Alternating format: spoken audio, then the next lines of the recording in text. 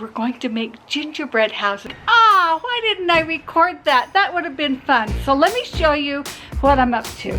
I've cut 21 of these squares out of cardboard that I've been saving. I've tried to make them all just about 10.5 inches square because we're going to make gingerbread houses and I needed the base for the gingerbread houses to build on.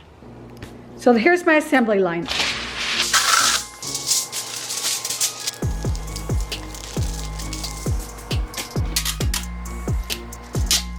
We have about a week before our Griffiths family Christmas party, and it's going to be at our house. We're going to have it in our garage again, so we have got a ton of things we have to get done this week.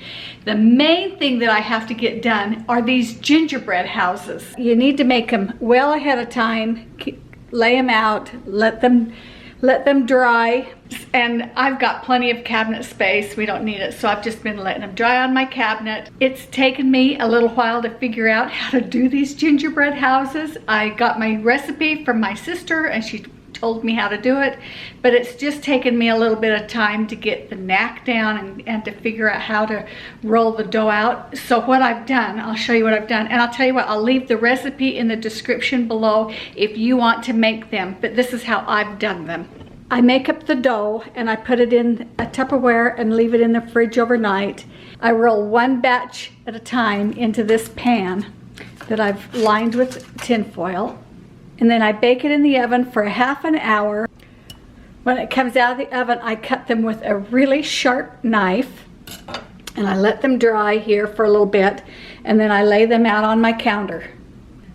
I started by making a template like this, and I thought they might be a little bit too small. Actually, they're probably just right.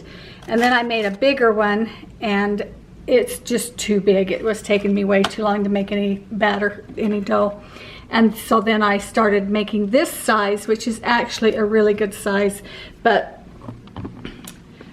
I'll keep you posted on the progress on that.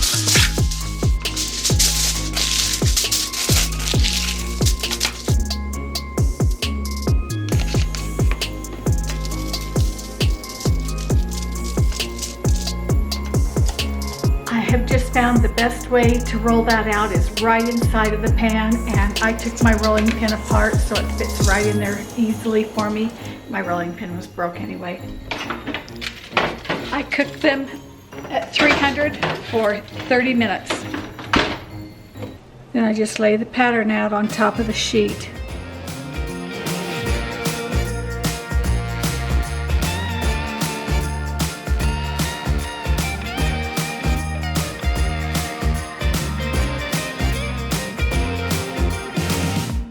I cannot believe how much better these are turning out than the first ones that I was making. It's just so much easier. The first ones that I made, some of them got really thick. And it's just so much easier to roll the whole thing out and then to cut them after they get out of the oven. We're in the candy aisle and we have lots of choices, but we've got to get a lot of candy if we're going to have 20 grandkids decorating gingerbread houses. I cannot even begin to tell you how many times over this past week I have picked up this camera. I have picked it up at least a dozen times. I have been all over the place and I cannot finish a single thing that I start. It just feels like my mind is going 100 miles an hour and I am not getting a flippin' thing finished. So here's an update on my gingerbread houses. And I thought I was finished, but I'm a couple short and I'm just going to have to make another batch and get it done. I thought, at one time I thought, you know, the 2 little babies, 3 little babies don't have to have it. And then I'm going, well, maybe their parents are going to want to do one for them. I'm just gonna make another batch of it and get it done, and then we won't have any issues. I've been shopping for the candy to decorate it with, and you would think I could get all the candy at one store, but I can't. I've got to go to several different stores, and I've still got a few things I need to pick up for that. I got my mixer out today to make the frosting that holds it all together, the royal icing. Called my sister to ask her some questions on how to do it, and she says, oh, Jennifer, I wouldn't make it this far in advance. So I'm gonna wait until the morning of our party to make it, but I've got 100 things to do that morning, so we'll see. I hope I can make it. I've never made royal icing before. I did get my presents wrapped. Those are for all the little girls, all the little boys. So I feel good about that. I've at least got that done. This was a lot of fun to do, but I'm not finished with it either. I need to go back to the store. There's a few little things I want to get and put in their stockings. I have never done Christmas stockings for the entire family. Well, I'm still not doing them for the entire family. This is just for the grandchildren. But that's a lot of stockings, and it takes a lot to fill a lot of stockings. I've got most of my grocery shopping done, but again, I'm not finished with it. There's a few things that I'm going to need to go back to the store for. We are going to have for our dinner on Sunday when the family gets together, ham and funeral potatoes and rolls. Does any of you know what funeral potatoes are? In Utah, that is what we affectionately call, well, what would another name for it be? Well, it's a casserole potato. It's shredded potatoes and cheese, sour cream. It's really good. It's got cornflakes on the top of it. I have it in my cookbook. This is another project that we need to do before the kids get together, is clean the floor.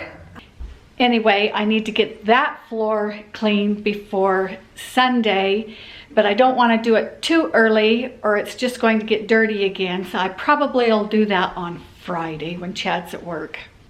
I just couldn't be the only person who is this crazy right now. And I don't know if it's because of Christmas and the holidays or the party, or that I've just had a lot on my mind lately, but I am telling you, I cannot focus on one thing. I cannot seem to get anything done. And I can remember when I could take on everything and I could keep it all up here and I could just do it. And I don't know how I did it. I don't know how I did it. Why do we get so stressed out? We get so anxious, and it's because we think things are so much more important than they are, and I'm just as guilty as the next. But I think I'm just going to relax and have a good time.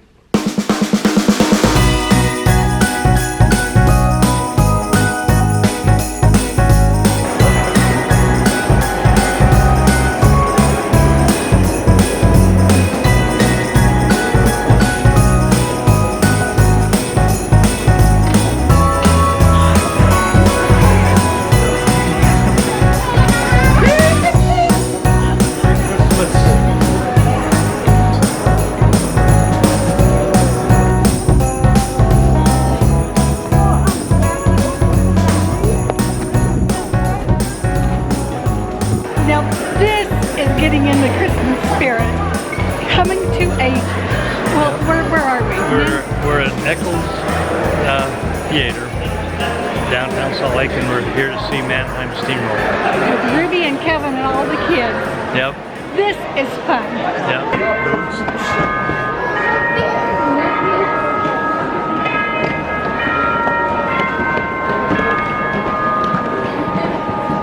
Okay, the color is really red in here, yep. And I look funny in the prompter, but I'm going to introduce my daughter anyway, in case you don't know her. This is Ruby, and she's my oldest, and she has a YouTube channel, 8 Passengers, and that's her sidekick. Husband. Yes, it is. The dad. I just thought, Kevin, we assume a lot, and We do assume. maybe some of you don't know them. If you don't, you should. They brought us here. Yeah. Yep.